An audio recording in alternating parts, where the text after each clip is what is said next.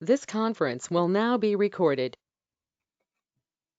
It is 5:04 p.m. on Thursday, November the 14th, 2020. I now commence the Community Development Committee to be in session. Okay, that is the call to order. Have you got any conflict of interest? I do not. Mike? No. Okay. Public comment? Do we have any public comment? Not that I'm aware of. Do you have any, Mike? Not that I'm aware of. Okay, fine. We'll go directly then to permit fees, and I will turn it over to you and tell you the comment. They're look very good to me. Okay? Tell me which one you want to start with. Well, I guess the one I'm going to kind of work from would be the document, which is a spreadsheet. And as I indicated in the email, I tried to get all the local communities information to see how we stack up against others. And in some cases, we might as well be pulling teeth. It's not easy to come by. On an unrelated topic, even some of our neighboring communities, it looks like they went through the expense of codification and all their stuff. It didn't make it any easier. So hopefully when we ever get to that route, we're working smarter rather than harder. But of all the things I did look at, certainly Byron was in the simplest format. And then it looked like McChesney Park and Loves Park were very parallel in their documentation as far as how they break out all their fees and everything. So for the most part, those were the two documents I used in addition to, where we were at with the, our current village fees. Tried to go through there with some, costing evaluations that I've been working on over the last couple of weeks.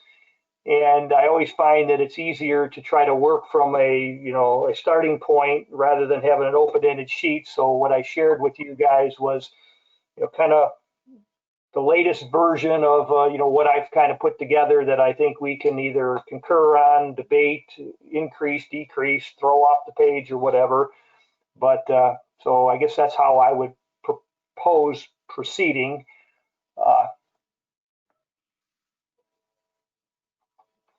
So for those of you that are actually logged in through the computer, I've also got a copy of that spreadsheet up on the screen that everybody can look at.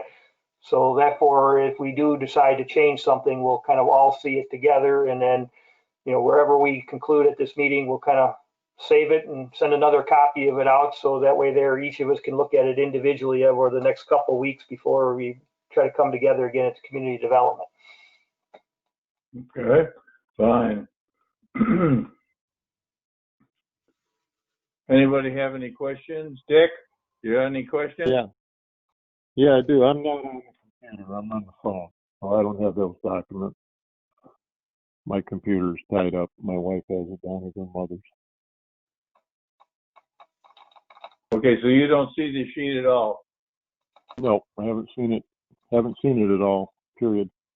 Yeah, I just sent it out a couple hours ago, an hour and a half ago. I guess if I would have been aware of that, I probably could drop one off to you. But had a contractor here a few minutes ago. But we can talk our way through some of it or whatever. I guess what I'll do is, for those, for Dick not having seen it, is what I tried to do is simplify it a little bit from our current format. And for the most part, nothing has dramatically changed on our overall new construction. A couple of things I did do is I simplified it. And I tried to basically have a category for residential new construction and additions. And the reason why I put those together is because in each case, if you're doing an addition, I assume there's going to have to be footings poured. And so that kind of set up what the inspections are. And then what I did on there is I basically have broken it down into 4 categories. I've got, compensation for the building official. I've got compensation for the building inspector. And as we exist today, those are one of the same. So what goes on to the building official, those two numbers of data be together. Then I've got what would be retained by the village. And then we got a building total. And then I brought in, what is going to be typical for electrical inspections and plumbing inspections. And at this particular point, this is kind of more of an internal tool or a guideline. But in most instances, there are 3 electrical inspections and 4 plumbing inspections. So what I've got broken down here is I've got from the lowest construction value up to $50,000 is pretty much what I set at a minimum permit fee. And the reason why I did this is if there is going to be a footing and there is going to be a, just went brain dead here a second. Your rough inspection, and then you've got a final inspection or whatever, even if the project is a low dollar value, it's still going to require a minimum of 3 visits or more likely 4 visits by the building official or the building inspector. So I wanted to make sure that we had those set high enough that we were not into a negative situation. So at the $50,000 mark, I figured that, what I basically have slated here is there's a $35 compensation to the building official. And that consisted of basically 2 parts. There was about $30 for reviewing the plans and $5 to write out the actual paper of the permit, because I would suspect that there's probably situations that occur sometimes that we've at least received the plans. There's time spent on the plans and it's deemed that this project cannot move forward. And so no permit is written, yet there's still time that's expelled by the building official. So I kind of slotted that there. So at least it gives the opportunity to scan the plans, make the determination what the fees are and write the permits out. And then in situations where we have the physical need to do the inspections, then if you had the 4 typical inspections on there, then it was basically at $45 per inspection or $180 to complete those 4 inspections. And in that case, at the lowest value, I put basically a fee for the village, at $50. So then you'd have $180 for electrical inspection. You'd have $240 for plumbing inspection. So the line total today on that comes out at about $685,000. Excuse me, $685. We're gonna make some money one way or the other here. $685, which today would compare to a $50,000 inspection under our existing fees would be 50 times 7 is 350. So we're at $485. So, at that particular value, we are a couple $100 higher with, some of the portion going to the village and so forth. And then what I basically did is I stepped those up, and we've got a category for new construction and addition up to $50,000, $50,000 to $75,000, $75,000 to $100,000, $100,000 to $125,000, $125,000 to $150,000, $150,000 to $175,000, $175,000 to $200,000, $200,000 to $250,000, $250,000 to $300,000, and then over $300,000. And at that particular point, the guy builds a $300,000 residential house or a $500,000 house. The way I've written at this point, the fee is basically the same. When you do get to the higher dollar amounts, I did add a little bit of additional inspection time for the building inspector as well as the plumbing and electrical inspectors, on the basis that is when you start to get to that dollar value house, I'm assuming the house is bigger and therefore some more time is required. And so that's kind of how I laid it out. And Dick, once you get a chance to, take a look at that, again, we're not finalizing anything today. This is kind of the first step. So, once you get that document off your computer, if you need me to drop a copy off to you, then we can get some feedback on there. So I've got that on the residential new construction and addition. And then I also put an area in there where I've got remodeling or renovation, where in many cases there's no structural changes will be taking place.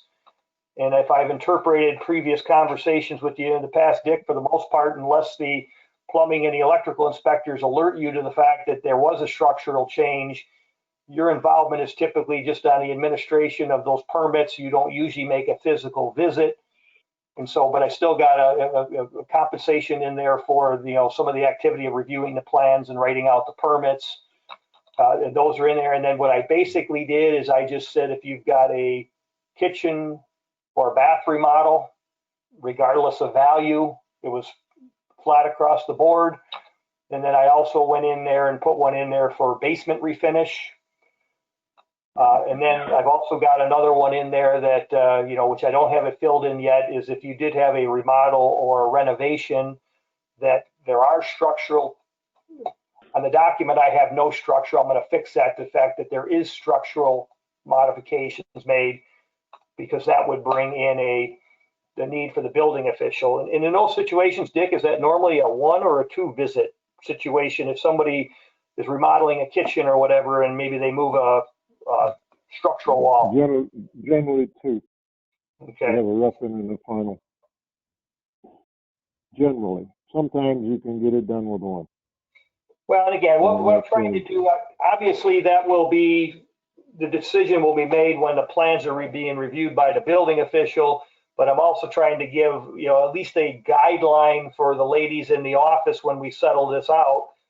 Okay, you just, maybe it's 2, maybe it's 1. And so at least when they say, hey, I'm remodeling my kitchen, what the permit's going to cost, and they can, easily say it's, $250 to $350, and then it'll be determined at review by the building official. So that way there, we can answer some of the questions that we kind of struggle with that seem to be in the dark a little bit. But for the time being, I'm going to, put 2 in there as kind of a guide. Then the one that's a little bit harder to figure out, and we struggled in the past on this or whatever. And then I've got a section on here for commercial and industrial, whether it's construction or remodeling. Then what I've done on here is I've got a plan review fee for kind of a remodel, with similar to what was done at the post, where there's no significant structural modifications, but plans still need to be reviewed.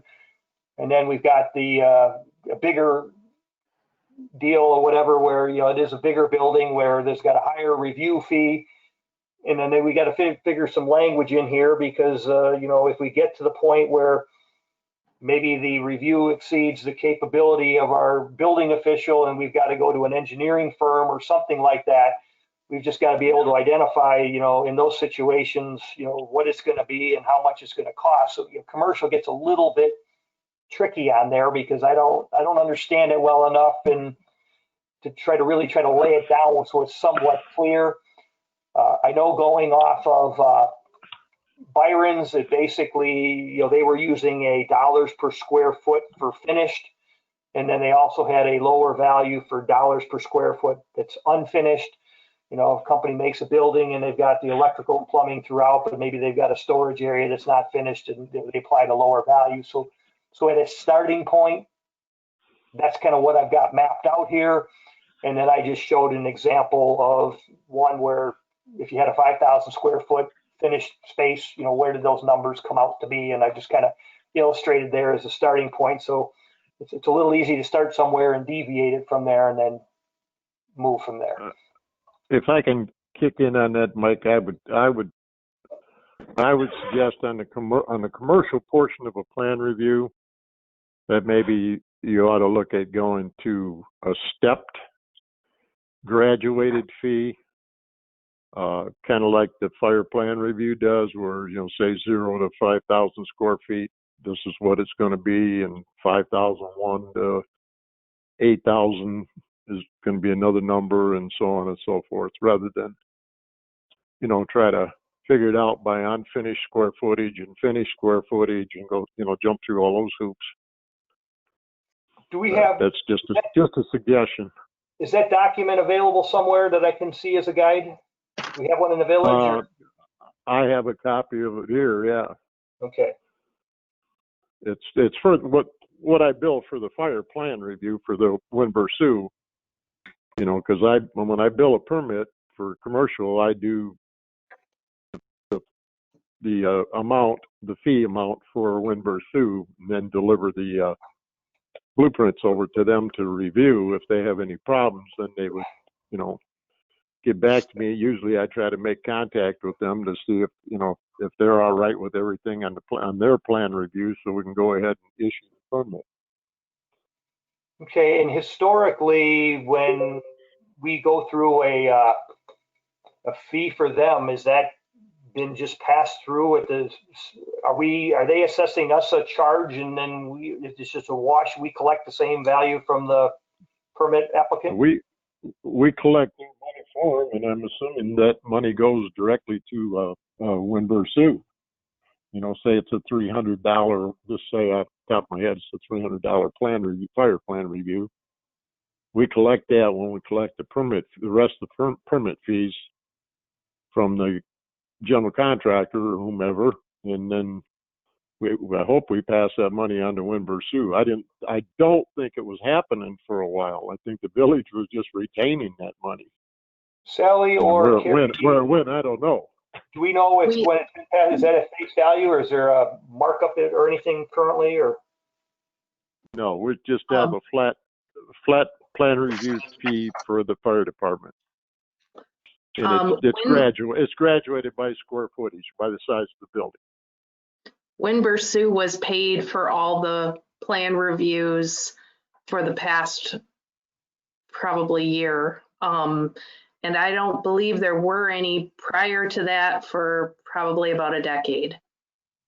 No, probably not. You're probably we correct. only had 2-3 commercial buildings recently, so I guess. But yeah, again, you had the. But I guess the important part is that we basically get it fully transparent. So again, everybody understands what it is. So that way, we know they don't get missed. So we'll get that added onto that commercial on that. Okay, it looks like Lori has joined us. Welcome, Lori. Hi, sorry I was late. It happens. So then, what I've done on the electrical inspections is, again, similar thing, for the most part. Obviously, if it's incorporated into a new construction, the building official is kind of a portion of it. If it happens to be something where it was really an electrical or a plumbing only, I don't know exactly how we've dealt with it in the past, but I figured that for some of the administrative effort on those permits, I've added in, a fee for the building official if they're the ones going to be doing the administrative on those particular permits, a component for the village, and then basically the adding in for the actual inspection for the electrical and the plumbing. And at this particular point, I've raised theirs from what they were getting at 40, and I've moved them up to 45 in this draft. And then just so for a reference point, then what I basically am illustrating here is a typical new construction residential is 3 inspections. So I ran out the numbers for what the combination of 3 inspections would be, and I used it in the upper portion on the new residential construction. And the same goes for the plumbing, although in the plumbing that basically there is typically 4 inspections done. So that way this number is, a little higher than what the electrical one is. Then what I've kind of mapped out here at the present, that I went into some of the individual things that are a little bit more straightforward and maybe a little less complex, which includes the one we're dealing with heavily right now. And basically that's the residential roof replacements. And I've identified, a compensation for the building official for going ahead and, doing some of the administrative effort on those. Then there's a component for actual doing the inspections, which at this point, those 2 combined up to 40, which would be up an increase from the 33 we're currently at. Then a village component, and then a total fee. The one that I have not put any information in or whatever is, I don't know how often they would come up, Dick, but how have we dealt with commercial roof replacement or repairs in the past? We charged them basically with the valuation, whatever they put a value of the improvements on, is where we charge them off of our permit fees. Okay, so we used our grid based on the valuation of the roof. Yes. And And when we're doing that, what actual inspection were we doing on them? Same type of thing as residential, you're eyeballing them from ground level, or did we ever? no, the commercial ones you usually get it on the roof for, if it's safe and feasible. Unless the village wants to buy me a drone, and I could do it with a drone. Well, I see where we're standing after all this activity goes on. I'm just joking. I don't know how to run it. I don't know how to fly a drone yet. Put it this way, some of the things may be a little far-fetched, but at some point through today or the next time or whatever, that we may want to get into a little bit more brainstorming, because I know Carrie to this point is taking some initiatives of trying to provide some increased efficiency and take some cost out of the process. And we've had some discussions on some other things that we're looking into to really try to simplify this for all parties involved. So where possible, we can work smarter, not harder. Whether we can accomplish that or not, and then what time frame we can do it, that's another chapter of the book. But okay, so I'll do that on the valuation chart, similar to what we've got on the other stuff here.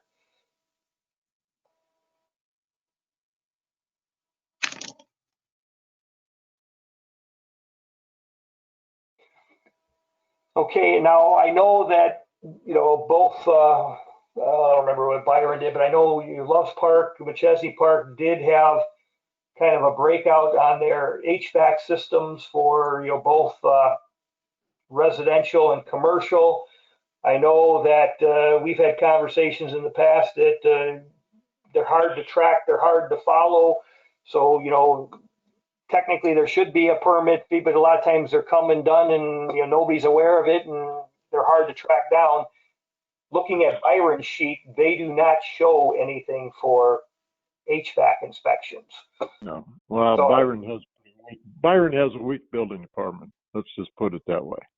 So I guess the question is, based on past discussions, are we in favor of continuing an HVAC inspection, or because of the difficulty to verify that they've even taken place or going on? Is that one that anybody have any recommendations to continue or discontinue?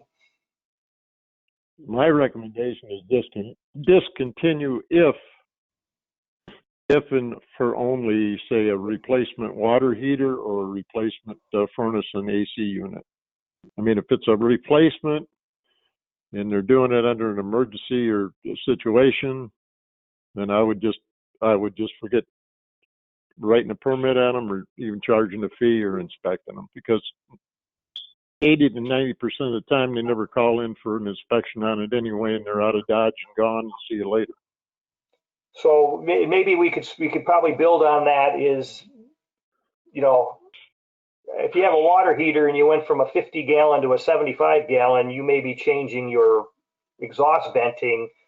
Maybe in that situation, we probably need to be involved, but if they're just doing a direct replacement without changing, it's not quite infrastructure, but if we're not changing, external vents or something like that, then. Yeah, I don't know how we track that, Mike, well, to be honest with you. That's the hard part about it. Well, anybody else have an opinion? I agree that if it's an emergency replacement, if it's on a weekend, they're not gonna think about it Monday to contact the village and get an inspection done. But I agree that I think you make a good point. If they're going to a larger unit, that may be something we want to require an inspection on. Yeah, and I don't think we can monitor for that. No. You know what I mean? But if it's in our ordinance and it comes to our attention, at least then we have a leg to stand on. Well, and I'll even go a step further. I know we're talking about emergencies, but when mine got to end of life and, just had some service done on it or whatever, and they had indicated that I was getting close to where the fire chamber, was deteriorating and I could start having exhaust gases, so ours wasn't a emergency replacement. It was a planned replacement. It never even entered my mind that a permit was required for it. So that's Well, and probably, that happens in a lot of cases. yeah. So it's okay. I've increased the swimming pools a little bit. I tried to differentiate the difference between a simple deck and then just highlighted and based off of what Byron had, that a deck without a roof. If a roof is required, then it goes into the structural thing, that it goes back into evaluation as opposed to a deck.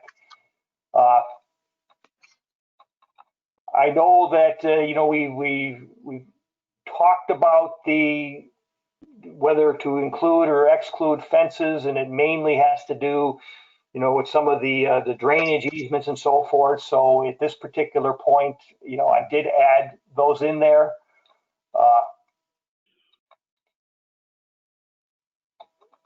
Dick, at what size outbuilding do we typically need a foundation Permit under? for?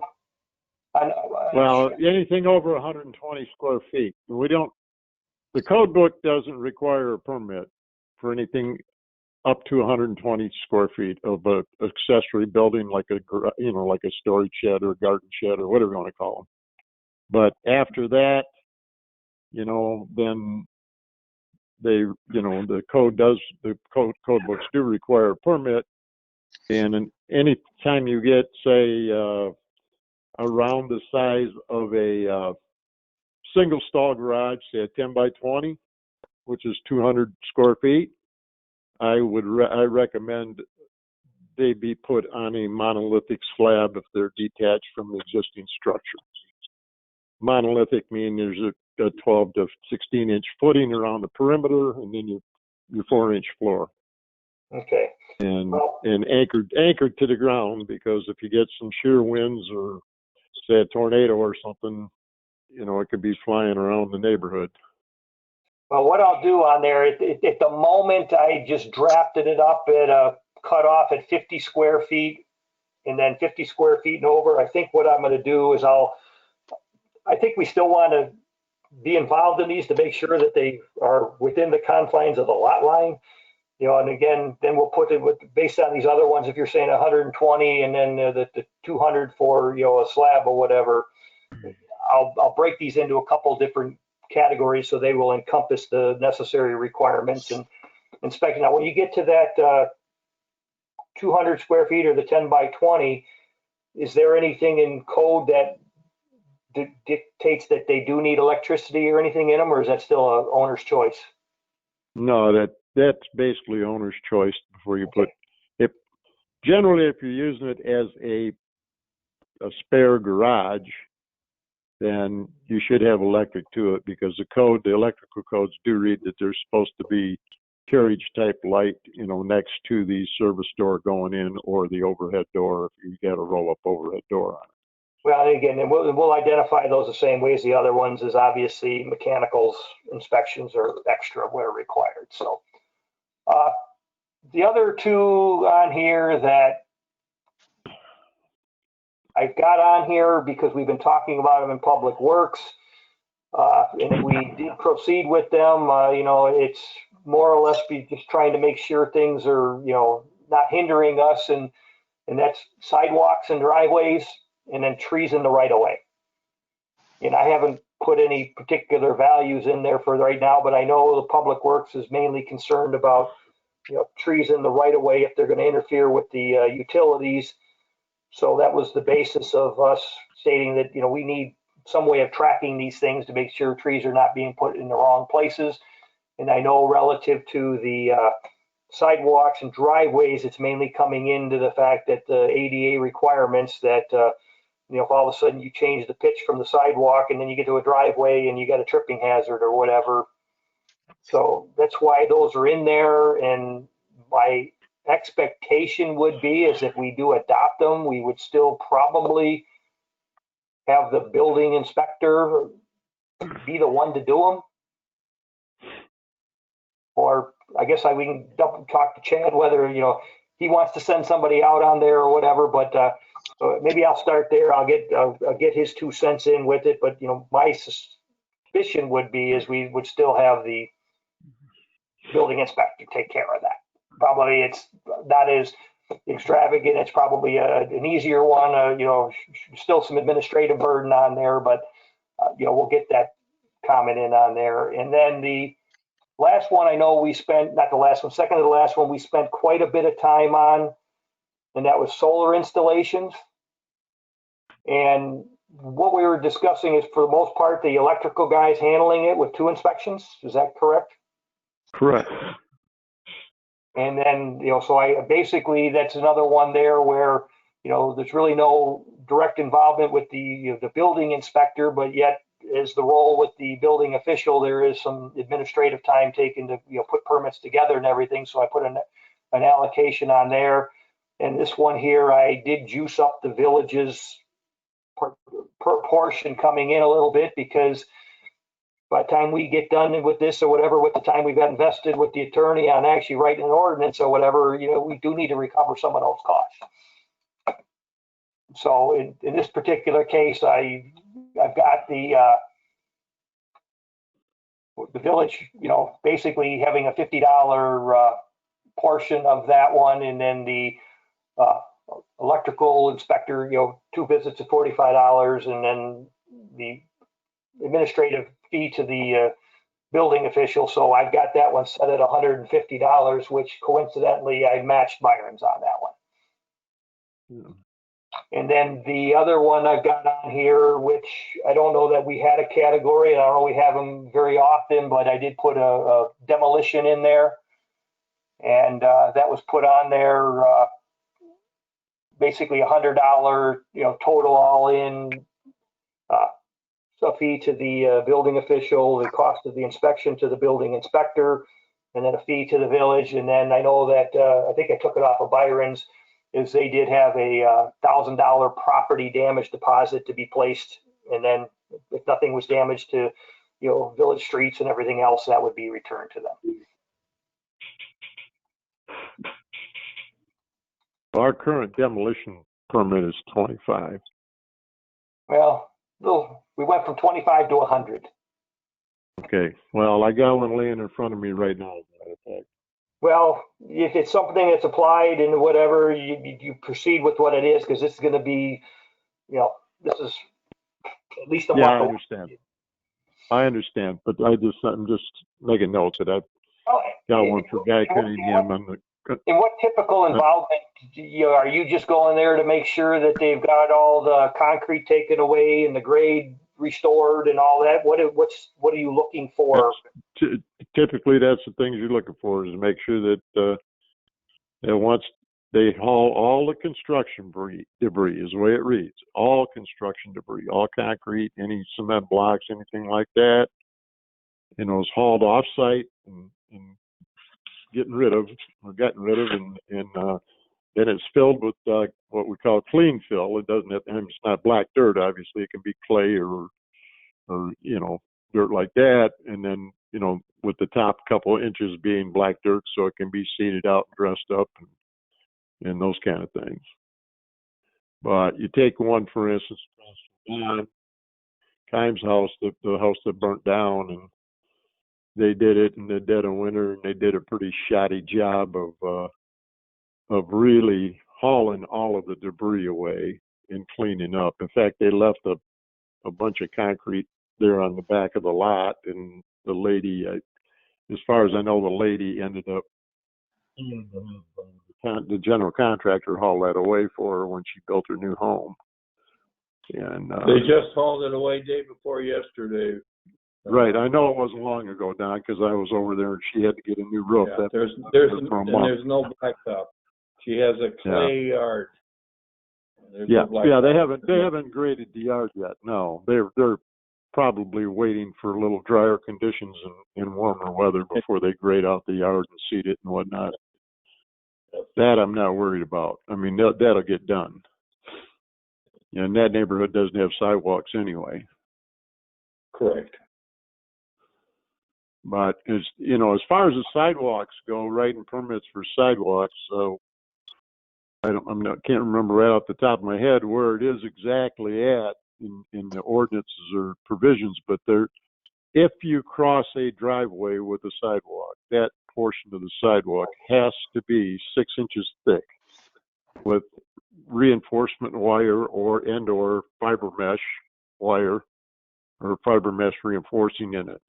It's got to go from 4 inches thick to 3 inches thick. But other than that, you know, we've never written any permits on sidewalks in the past, and they're currently paid for by the homeowner and then turned over to the village. So once they're turned over to the village, essentially they're village property. Well, we have to update ordinances because there's some inconsistency on understanding on that too. And, you know, because technically, you know, some will argue it's a resident's responsibility. And so we need to clean that whole ordinance up. And then one of the things that we're kind of looking at doing on there, you know, at one point in time, there were some funds or whatever for some village participation with the, you know, the resident there. And one of the thoughts would be is making sure that we keep all the, you know, codes up to date and everything. And if we do get involved with it, that maybe we can pick up a few dollars that will actually help create a fund to help replace sidewalks. But, you know, as you indicate what the code is right now, we've got, you know, 2 developments, 3 developments, maybe 4 developments where in most cases, blacktop driveways go right through and the sidewalks stop and go. And I think technically the current ordinance or the current building code would be is the sidewalk's supposed to go through and you blacktop on either side of it. I've never seen that, so I don't know. Can't answer that question.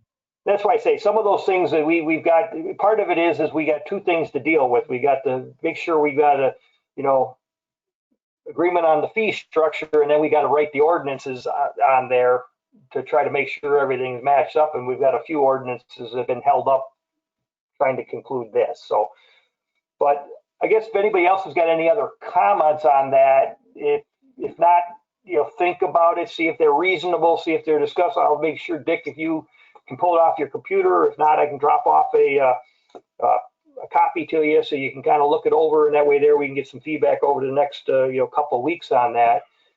And then just another couple things that you know, that I'll just jump over here that you know, a lot of conversations with Carrie and Sally and everything else, and really just trying to go through you know, and we just happen to take the roof one as a starting point of exactly what are every single step that's going on, who's doing it, you know, how much time are we spending on it, and then, you know, trying to look to see if there's not some of this that as we go forward, we can make life a lot easier.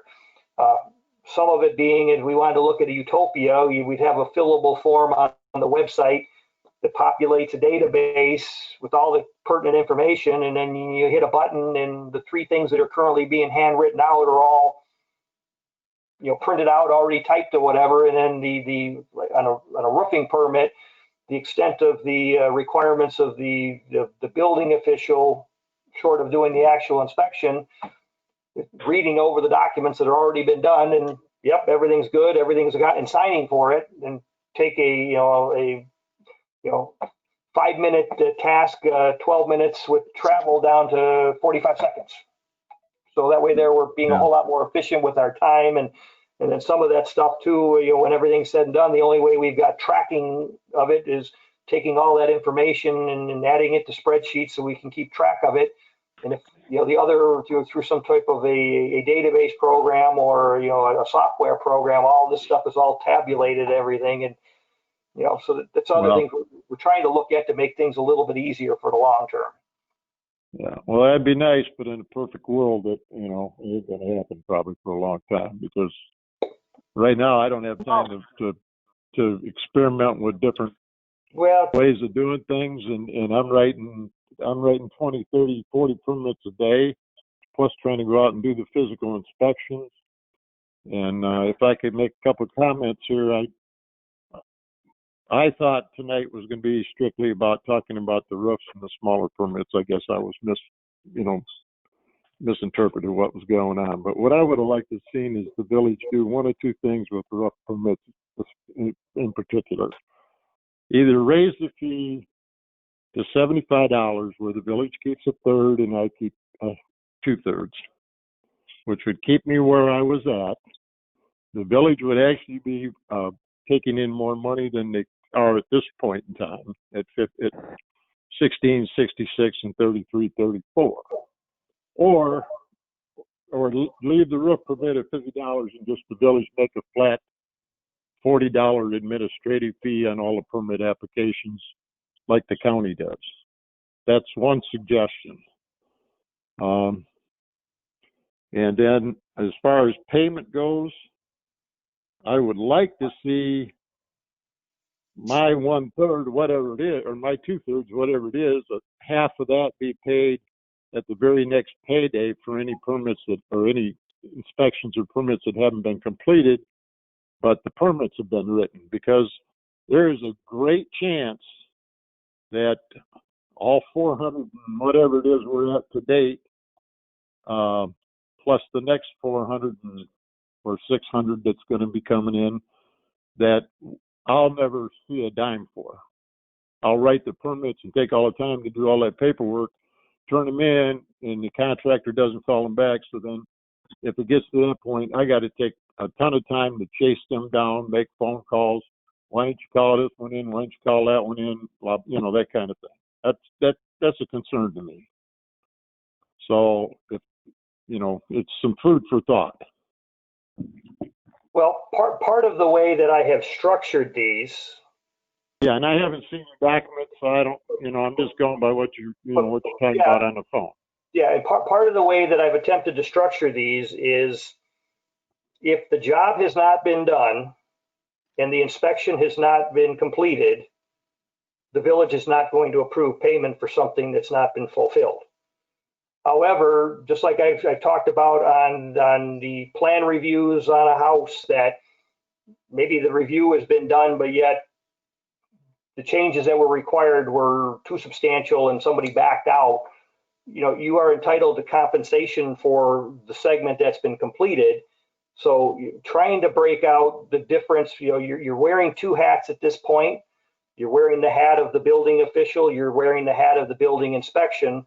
So, you know, the things that have been done, you know, pre-work, you should be compensated for, you know, and so to break that part out, so that way there we've got it very clear of, you know, what portion goes up to the, you know, the pre-permit and what is post-permit. So that way there, you know, we have the ability to compensate for the portion that has been complete. Because just like we had talked about a house that goes over 6 months, and you may have a 4 inspections on there, you know, we're not intending on holding all 4 inspections when 2 of them have been done. So if you do have a house that's going 6 or 8 months or whatever, you know, as the inspections are being completed, those portions would be remunerated. But the other part about it is you know, the upfront is really the smaller portion of that. So if the inspections were never completed, you know, you indicate you haven't chase down the contractor. So the question is, you know, where in the process is it done? Is it, you know, never been called in? And, you know, and then we may have to rethink about that somewhere where, you know, in the scheme of things, when we figure out the time on there or whatever, that, you know, geez, these were expected to be done, you know, there may have to be an allowance for pass-through to verify, okay, nobody's ever called it in, but, you know, some of these are going up, they're in and out of here in a day. You may not even be realized they're done. Well, and we've tried between Kerry and myself to get these contractors to fax in or send in or email in when these roofs are complete. And I've got several of them sitting in front of me. I just haven't had time to get out in the field to inspect them yet because I've been too busy writing permits. I got in the field like one day this week to do some physical inspections. But, you know, that doesn't mean they're all going to adhere to that email. And, you know, we did other things like, you know, it's important to me on the permit to have the contractor's address and phone number and the homeowner's address and phone number. because I may have to contact that homeowner to come over and do a physical inspection, you know, because somebody sees me walking around the yard with a pair of binoculars, you know, doing an inspection on a house, and they call it in and say, well, who's this guy walking around the neighborhood? So, you know, and the other thing is on the roofs, about 50% of the work is writing the permits. And when you said compensation for something that hasn't been completed, well, I was compensated the complete amount up until 2016 when they eliminated the stipend fee, and no auditors nobody ever questioned it for 30 years. And then all of a sudden there's a question mark in there about, well, the auditors might say something about this. So that's what I'm questioning that too.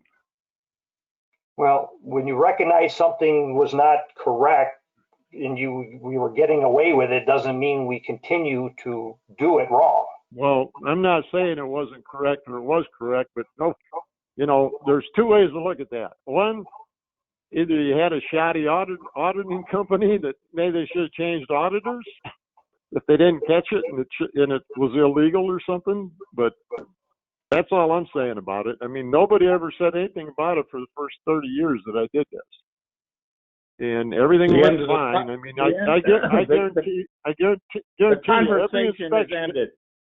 The conversation is ended. No, it hasn't. About it. No, I'm not backing off this time, Don, because you shut me up one other time. I want to let you know how I feel about this. And if I can't voice my opinion, I'd like to see our fee for the edge up there. Okay. Could I see that fee? Come to the office. The fee for the what? The edge. The building that was built on a Lightasy. We didn't get a dime off that. And if I'm out of order, I guess I'm out of order. I'm not saying you're out of order, Don, but I'm just trying to make a point here and trying to get somebody to consider what I'm talking about. Now, I was looking to get the inspectors from $40 to $45 last month when the village took a third of mine away from $50 to $33 and $33.34. Didn't we give you the stipend back, Dick? Did we give you the stipend back? How much do you think a $150 stipend's going to cover, Don? When you're buying your own gas and running your own fuel and wear and tear on your truck and you're using your home for an office and all those things. How far does $150 go today? The wear and tear on the signs that you have on the side of your truck. We told you 3 times to put those on there. What are you going to do about it? I told you to get me a suction cup with a hook on it because I'll put it in my window, but I'm not putting it in my paint.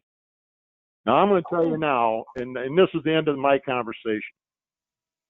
Consider the things that I've put forward, or else consider looking for a new building official, a new plan review specialist, a new permit tech, a new zoning board member, and the whole works. Because I've already told Frank that, you know, we got to make changes, and if they're not made, I'm done. So that's where I stand right now. Okay, I think we can move on. We can move on. We've got the commentary. We can move on. We can move on. Thank you. Mike, Yes, ma'am. this is Lori. Can I circle back to something you kind of touched on? I'll look over these numbers. I think at first glance, they look okay. And I think we've kind of touched on this before. We got to start somewhere. I think we got to put them in place and start somewhere. I think my concern is, so let's say this is the starting point and this is what we agree on. Maybe we adjust some things here or there, but we start with this. How are we going to track going forward so that we know, oh, maybe we were too high on this, or whoa, we were way low on this, we need to adjust. Have we, I know the office staff is like super busy. Have we talked to them about what possibilities for We have to a degree, and part of it is that's one of the other angles that I was trying to work with, and I've talked to Mr. Medeiros at length. I've talked to Carrie at length, and Sally and as I'm really trying to understand the time and effort that's required to do this. Now, we know because of COVID-19, it's going to require some time over and above what would have been happening in the past, but there's a lot of inefficiencies in the way we're doing things.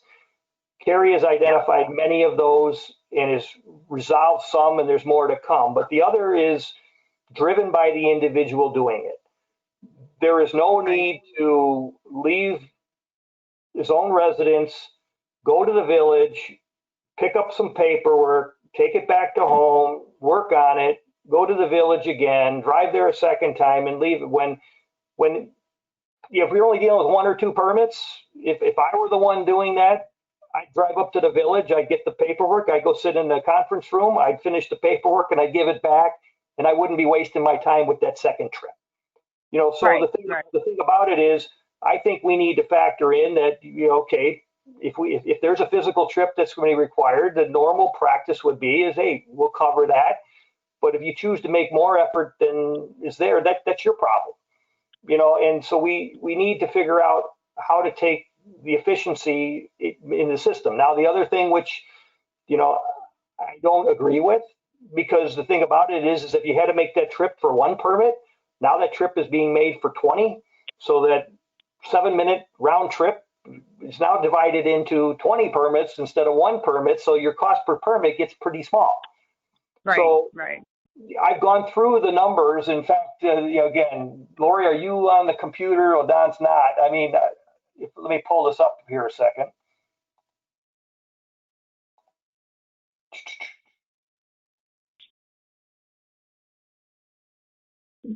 Okay, let me get back to here. So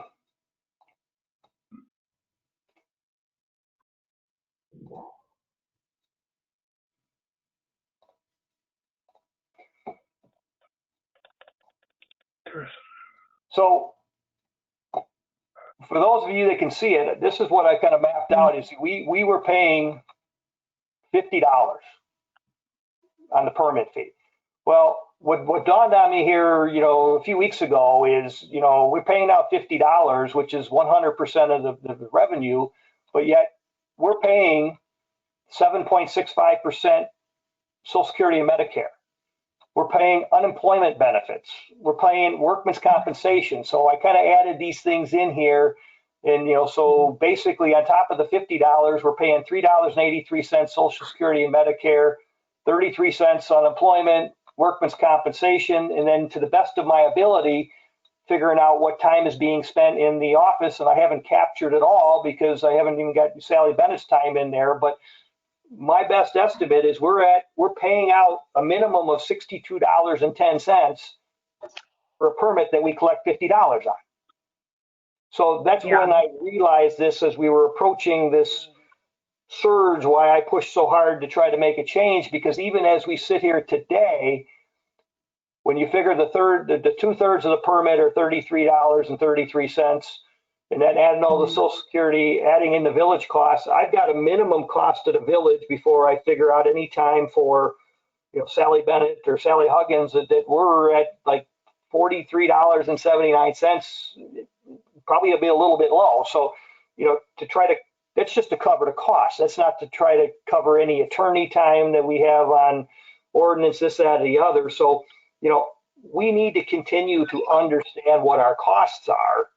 And so, you know, I've got to, you know, working with Carrie and Sally a little bit on that. And, you know, and what we need to do is we need to figure out what a reasonable, fair, equitable compensation is, whether it be Dick Medeiros or anybody else. But the time I've estimated that it takes on these permits here, it's somewhere between 38 and 53 minutes. Well, even if you take it to an hour, if we're paying him $33 for an hour's worth of work, that's higher than all but 2 of the people we have in the village. If it's done in a half an hour, that's $66 an hour. So it's a very fair level of compensation. So, you know, if anything, we need to take time out, not just raise fees to the residents. So, Right. You know, so again, with my current draft, it didn't get him back up to the 50, but it did take him from 33 to 40. And, you know, and I brought the villages up a little bit, but, you know, So all I can really do is try to put us in the relative area of what other villages our size are, and then try to understand what the cost factors is so we can have a fair, equitable, so if he decides we're not being fair and equitable and he moves on, we need to be right, because we need to know that we've got fair value for somebody else to come in and do it. Right. And, so to me, I think in some areas, obviously everybody's being stressed right now, but, the one thing that, I did it for myself. I had Carrie send me a sample packet of what a roof permit was, and I made copies of all the forms, and I literally filled out myself to see how long it would take. And it took me 4 minutes and 33 seconds to write out a permit and all the paperwork. So if you're being efficient with the time, it's not that much time. It's the running back and forth and driving and doing this. Yes, that's inefficient. And yes, there's lots of things we can do better. And like I say, Carrie's already, taken many of those steps. And yeah, I might be, in fantasy land thinking how, what the long-term solution might be, how to get there. But, hopefully this doesn't happen again, but it may. We need to be prepared because it's stressing a lot of people out. Yeah, I agree.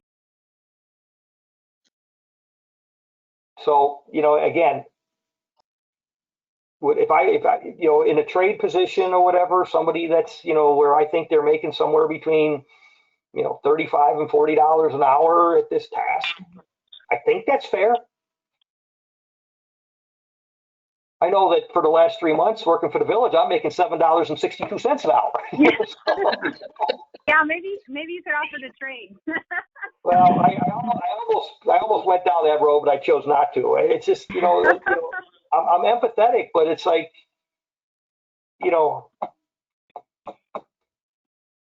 yeah, so yeah, the numbers I basically did to me, I can't guarantee you that they're accurate. Some could be high, some could be low, but if everybody would just maybe look that over the next week or so, and I'll probably be following up with a conversation with Frank, because I don't know what else to do. I'm not just going to roll over and play dead. Can I ask, who does he quote unquote report to? Does he just report to the board? He reports to the Community Development Committee. So Okay. technically, I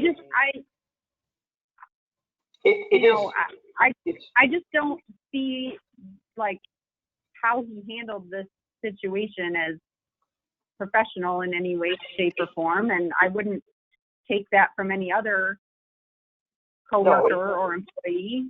And I really have an issue with, with that. In any other business, if someone said, fix it or I'm gone, I'd be like, well, there's the door. So, and I mean, I know that puts us in a situation that we don't want to be in either, but, I think that we need to address. we have to. It's gone on longer than it should have, and yes, but again, the thing about it is we just have to be reasonably confident that we're correct if we make a stand. If we're wrong, we need to fix it. Yeah, I agree. And I think, I mean, and thanks, Mike, for doing all this legwork on this, because I mean, I think until you're right, until we understand what all of our costs are, we don't know. We're just taking a shot in the dark to put some numbers out there. Yeah, and again, that's why I try. I mean, God, you want to see some really insulting numbers? Look at Dixon. I think they were getting $15 for a roofing permit. They haven't been updated in 20 years, but maybe they have a newer document. It's like again, when you try to find this information, it's very difficult. I mean, you can't find it for our village. I mean, you can find some of the basics, but we don't have a document anywhere near the shape or form what we're trying to arrive, so anybody would be fully transparent to know what these numbers are. Right. Exactly. I mean, we got different sheets floating around a little bit that have some of it on there, but a lot of it is not. It's not transparent. Yeah. And I can tell you for years, it was not known how Dick was compensated, when. And it was a surprise to everyone when it was determined that he was being paid, in essence, before the work was done. And the board, I think, was very surprised, and it just, I don't know how or when it started or why, but it was, and now it's just time to be corrected. Yeah, And it's like, we're all humans. We all make And I can mistakes. tell you, we spent a lot of time in the past trying to get Nick to answer things so we could figure out how things were done. And I think he always thought that if he made the more convoluted he would make it, and we would just go away. And certainly thanks to Trustee McKinnon, the village hasn't gone away. And now it's coming to the day of reckoning, basically, Yes. as I Yeah, see. it's good. There's going to be good, bad, different, ugly, or what. It's coming to a head, and we have no choice in the matter. And Well, and the idea too, when he talks about they don't call in to say that the roofing is done. Well, we have to do something about that. I mean, the whole point of having the permit is so that we know that it's completed and it's completed properly. What's the point of, well, then we got to go track them down? Well, then yes, that's your job yeah, to exactly. do You know that, what? or We- whatever it is. Right, and basically, if you can give us concrete, accurate information, yes, we understand what the process should be, but it's no different than any of us that have been responsible for collecting receivables. You know, if a customer hasn't paid me, I don't just sit around and hopefully for some day that invoice is going to show up. Right. You get on the phone and you start working it. So yes, we need a system on there that, you know, either he's going to have to create it, or, you know, we're going to help create it. Is okay. You know what? These are all the open permits. Here's your list. It's got all the phone numbers on it. Start calling them. It's part of the job. Right. Now, if because of that it's taking you an hour and 15 minutes versus our projected 45, well, then we need to make sure that the compensation is reflected upon that.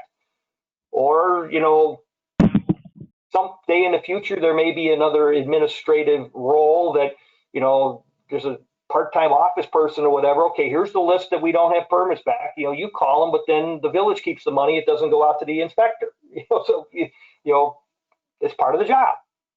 And, you know, And what is the reasonable time period of that type of call? Doesn't take 15 minutes to call somebody and ask them what the status of their permit is. 15, 20 seconds. You know? And, So, you know, but, yeah, but I guess all I can ask is you look that over, and then Mary, I guess as far as I mean, short of just putting how we're compensating the inspectors into that document, that's really the only thing lacking, correct? correct. And then that, you know, and then obviously then whether we got two pieces of it. What is the inspector being paid? And then the second piece, I think, is a separate ordinance of what are our established inspection fees. Exactly. Yeah, two separate documents. Two separate documents. So, when would you like to have feedback on this by? Well, I would like to have an updated draft, even if it's the exact same numbers that we have, to hash it out at the committee of the whole, because I think it's important that, and again, unless there's something pressing from community development, this is a one topic on that, and even if it takes 45 minutes to an hour, you know, we got all of the trustees got their 2 cents in on it at that particular point, where, you know, we can then have a draft, you know, ready for, you know, vote at the board meeting on June the 8th.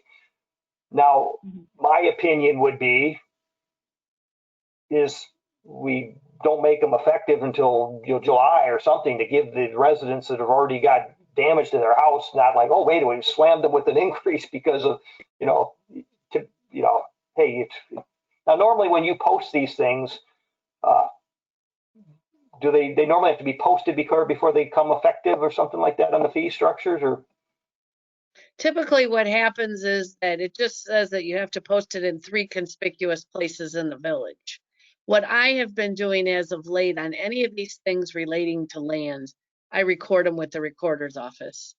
And obviously these things change over time, but at least when they're recorded like that, somebody cannot say that they didn't have the ability to find out where they were. So that's kind of something in the last few years that I've been going back and recording certain things that don't necessarily need to be recorded.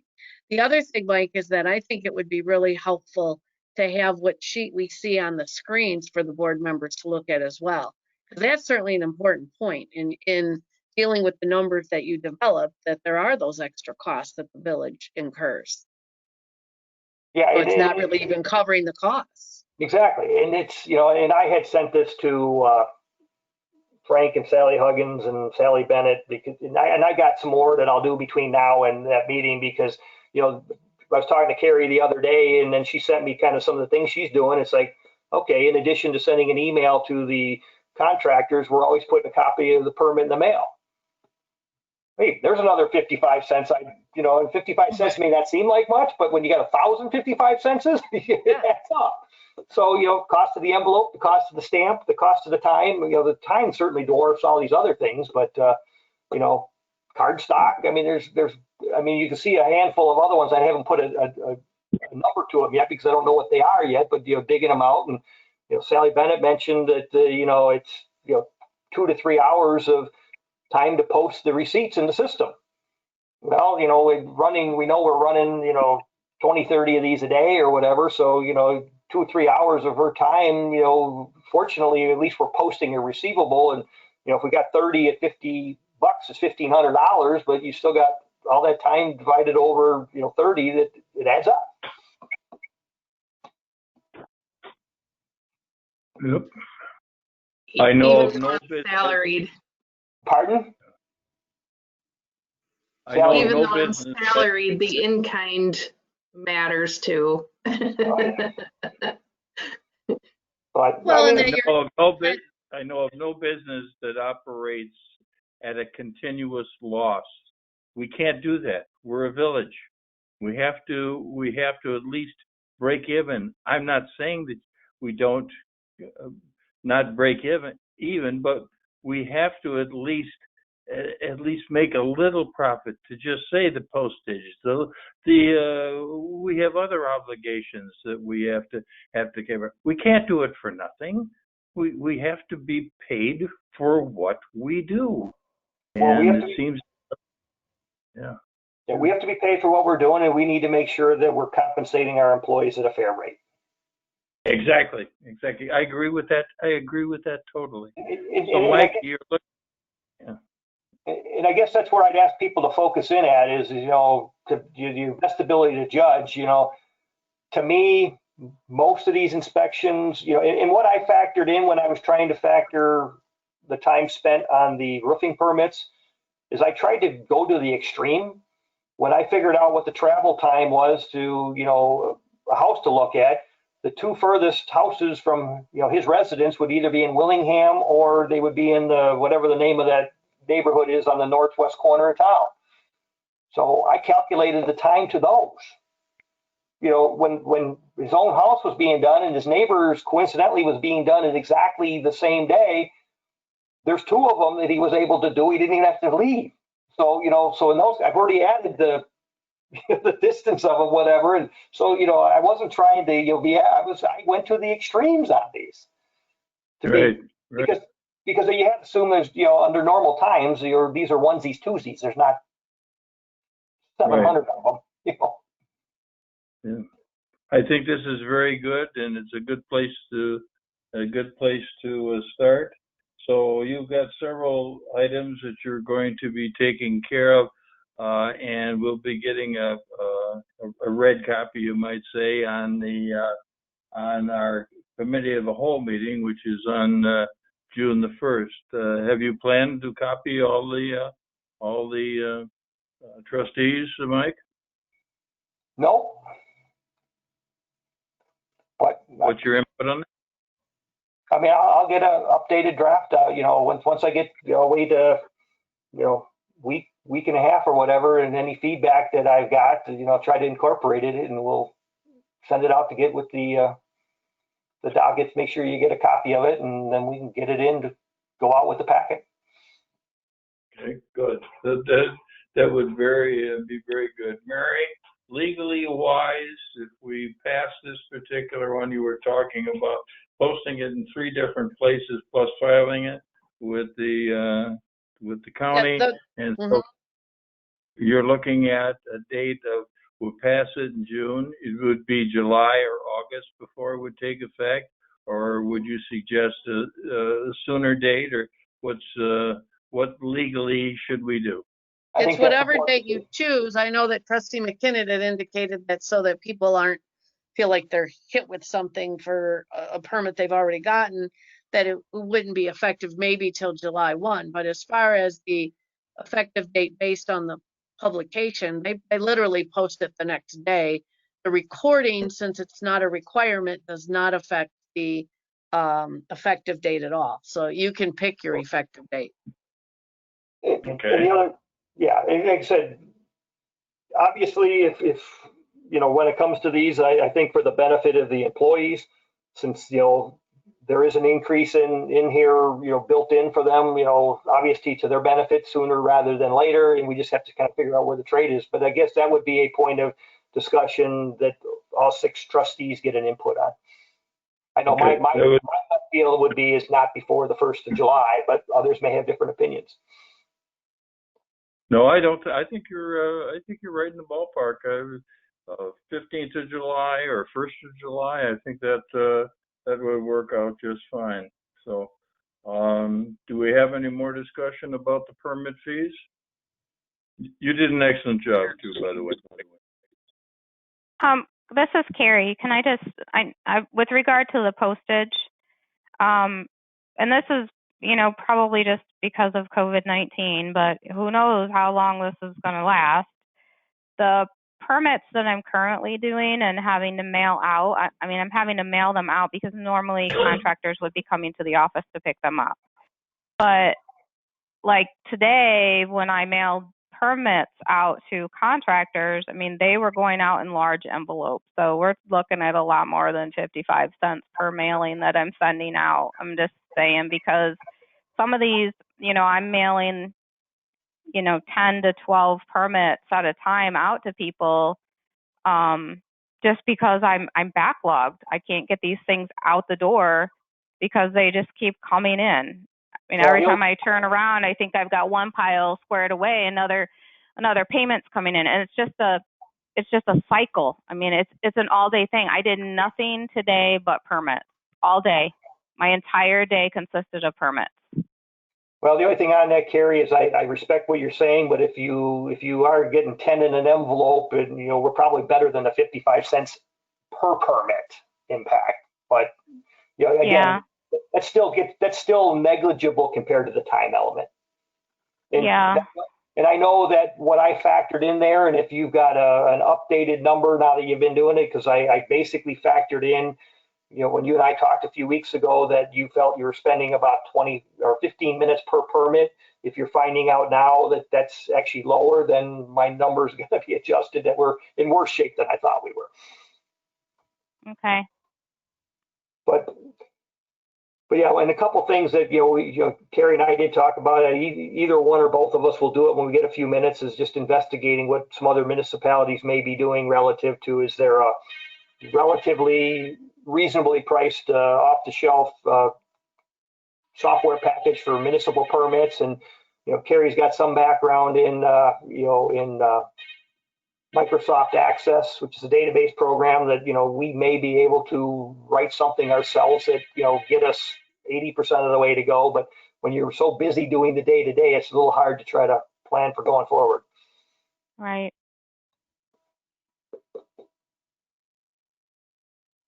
Okay. The next meeting. One other thing, I did ask Dick today about those receipts that he handwrites. He has those receipt books, and he writes the address and the fee amount and signs them, and writes out in cursive the dollar amount like he's writing a check. He literally fills in all of that on the receipt. And those receipt books that he keeps are really only for his reference as far as having a kind of like the spreadsheet that I keep, basically. He has all these receipt books that we're having to supply him with. And then all of the handwriting that he's doing in those is so time consuming. I don't know that that's necessary. Sally and I talked about that yesterday, and, we are probably of the opinion that it's not necessary. And what I was going to talk to you after Sally and I spoke, just trying to figure out exactly what information we're getting off of the ePay or whatever. But my opinion would be, if they're paying him by ePay, there's zero need for him to write those receipts out. Right. Again, I think that's just a record keeping system that Dick has done for quite some time. And it's a habit really that he's gotten into. And I definitely think that is an area that maybe could totally be eliminated. Like I said, I have a spreadsheet, but I mean, here we are, like he has his books and I have a spreadsheet and we're duplicating forms, and there's all these different areas that have the same information, and it's well, I think it's up to us as a committee to identify those things, and the receipt is one of them.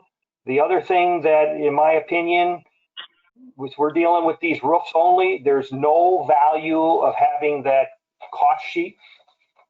I agree. That can go away too. We can certainly modify the permit application, because basically the page 2 of that is only about a quarter of the page where it says office use only. We could edit the language on that application to have the costing identified on that application. And so, instead of rewriting all that name and information. So right now, you're 100% correct. Yeah, I basically replicated the paperwork he was doing, and it took me 4 minutes and 33 seconds. You eliminate that receipt, you eliminate that cost paper or whatever, you're down to half of that time. Right, and that fee sheet, I mean, that's colored paper. I'm printing off a bajillion copies of that, especially right now with all these roofing permits. So, and I think I mentioned to you that I even gave him a stack this last time where I pre-filled in the permit amount on the form, and I printed that out so that he wasn't having to handwrite that fee over and over, his fee, the village's fee, and the total cost of the permit. I just typed it on there and then ran my copies. Do we have that permit application on a Word document? Yes, I believe so. I believe it is.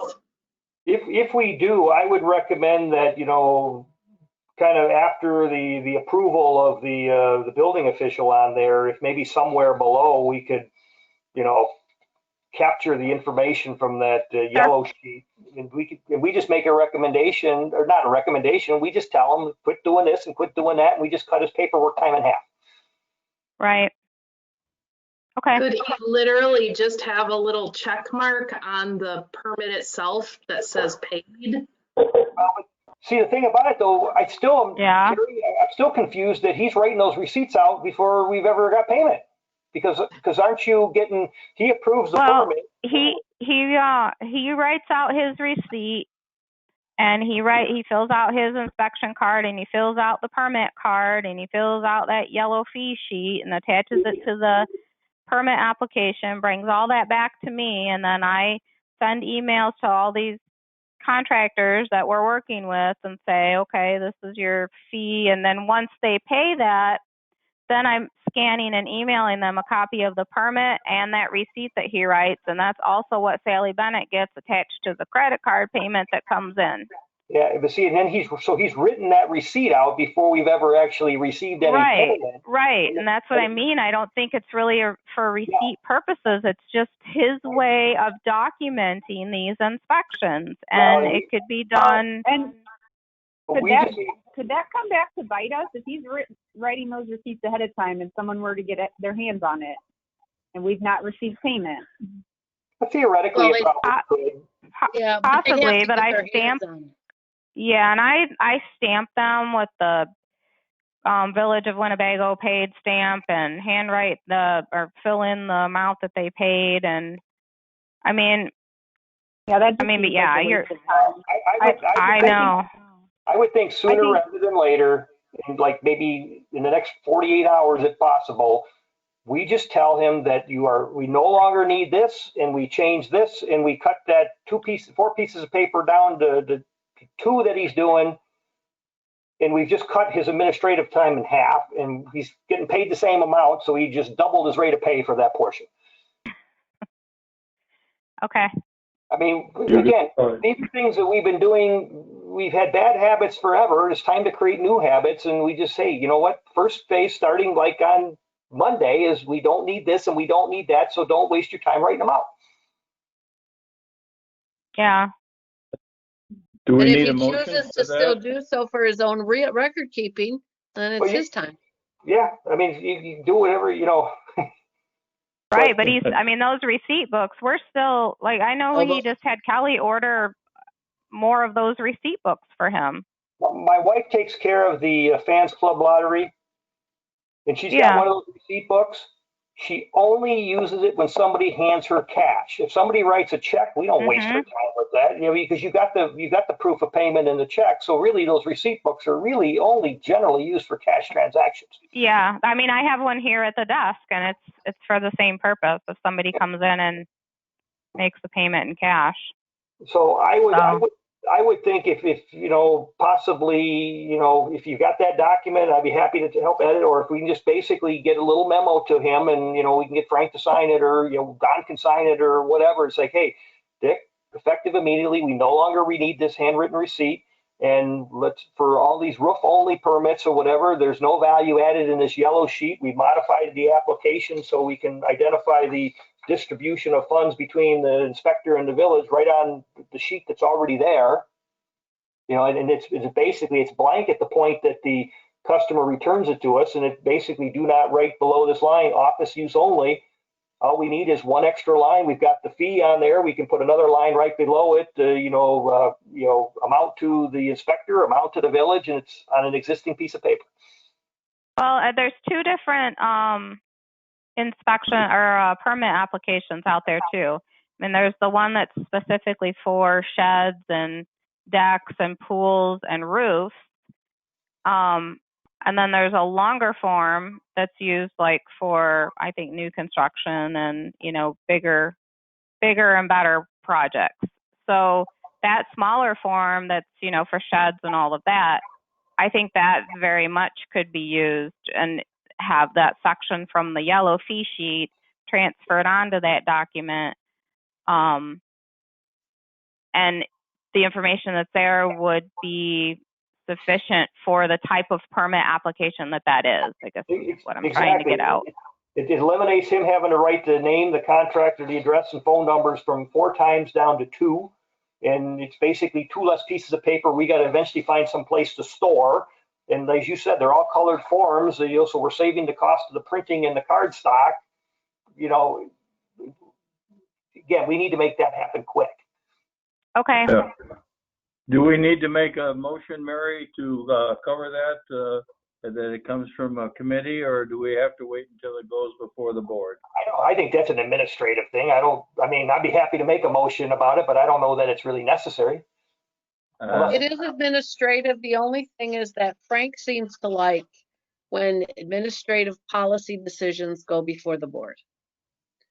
I know that they don't necessarily have to, but that's what's been done in the past. So what I would suggest is if possibly we could have everything in order, at least then get it to him to look at and then can decide what he feels comfortable with. There are a lot of policy decisions that go before the board.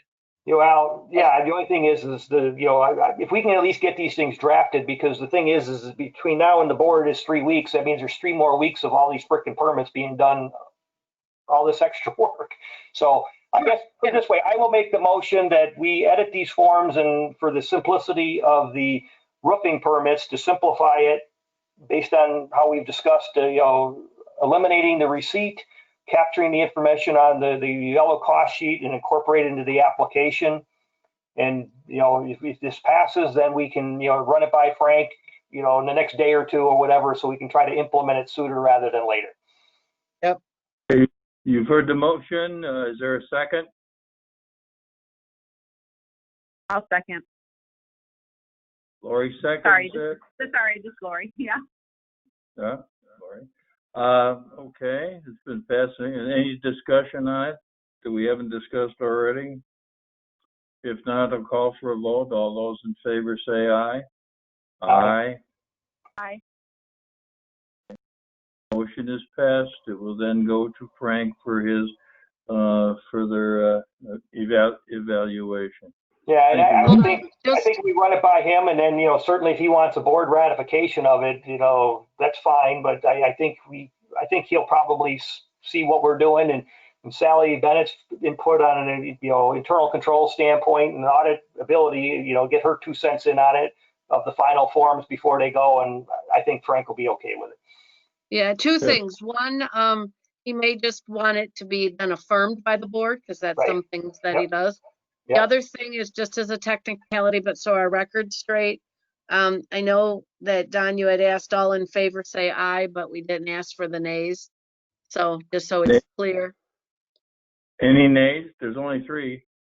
I know, but it's because it's Oh, you voice. have We to- just have to make Okay. sure. Okay, any nays? Hearing none? Now that motion carried. Now the motion is carried. Okay.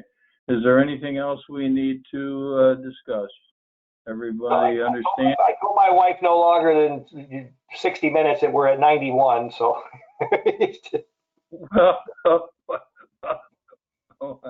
Work on it, Mike. I can Oh, just is it- report to you that the final, thank God, Winnebago Highlands complaint is all drafted. All of the exhibits are attached.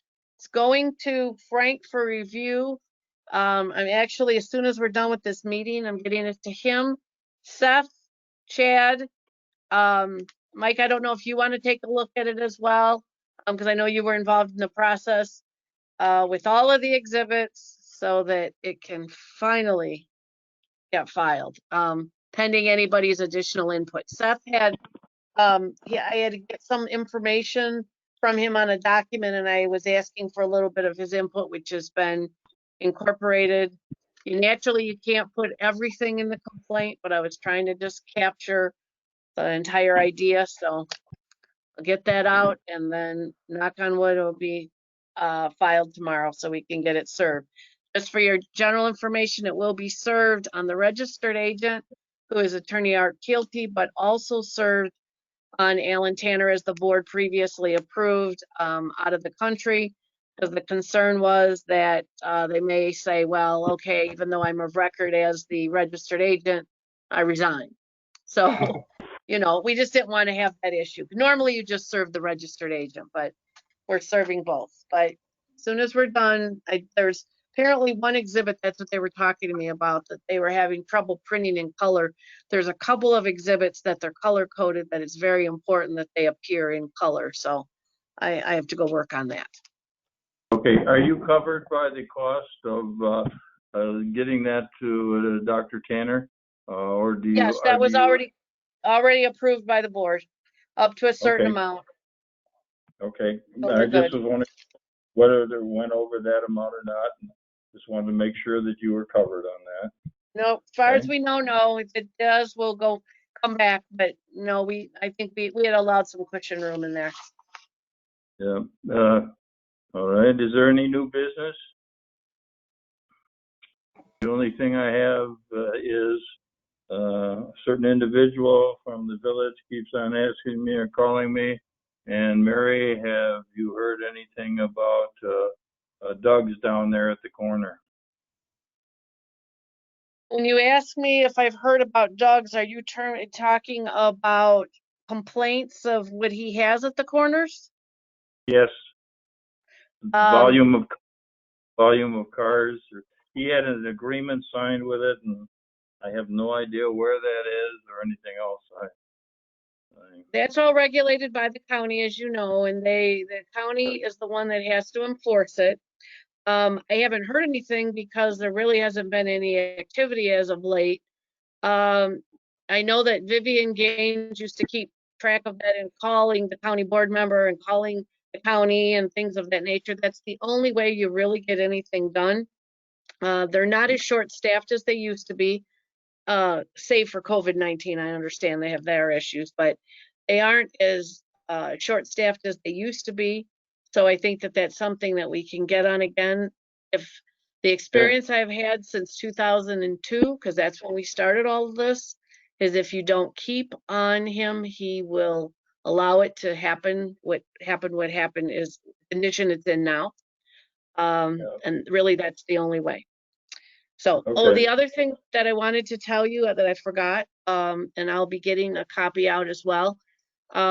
Yesterday I got the appraisals that were done by Mr. Ken Morozic, and that would be for the property across the street, as well as those two properties, that he had, one that was the old car wash.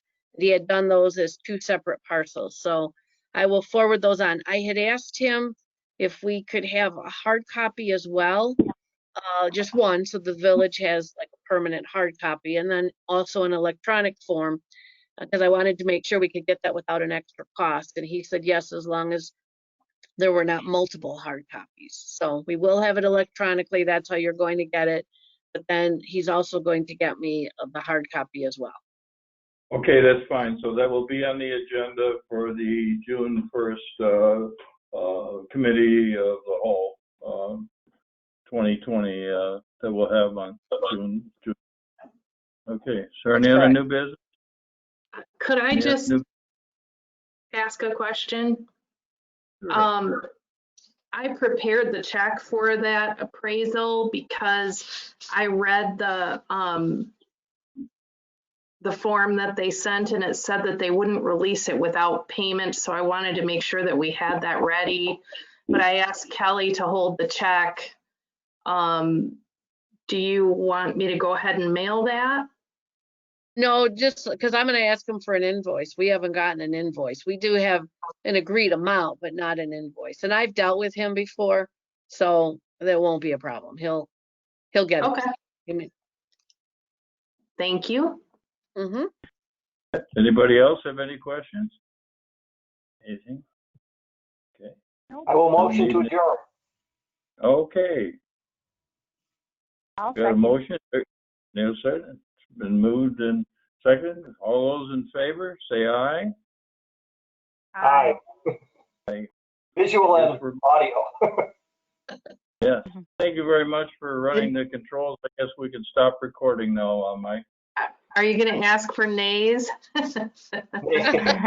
Oh, yeah.